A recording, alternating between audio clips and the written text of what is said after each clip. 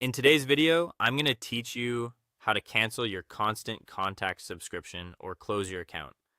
By the end, you'll know exactly where to go, what to click, and how to make sure you have a proper record of the cancellation for your files.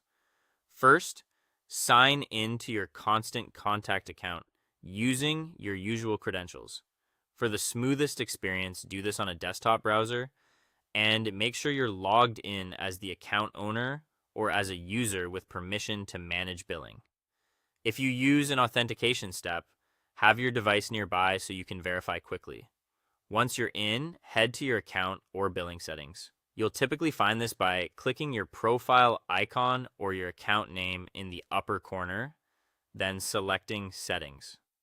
From there, look for Billing or Plan details. Every layout can change slightly over time, but those labels are your best guide. Before you cancel, take a moment to review your current plan or subscription. Note the plan name, billing frequency, and the next renewal date.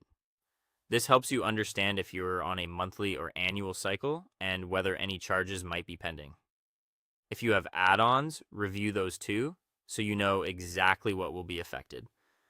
Next, choose the option to cancel, close the account, or manage your plan.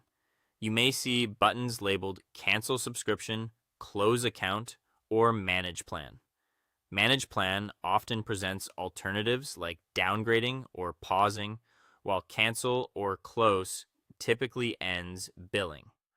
Read the on-screen descriptions carefully so you select the action that matches your goal. Follow the cancellation steps provided by Constant Contact. The site may ask for a quick confirmation, give you details about your final billing date, or prompt you to complete a short feedback form. Move through each prompt slowly and confirm your choice when asked.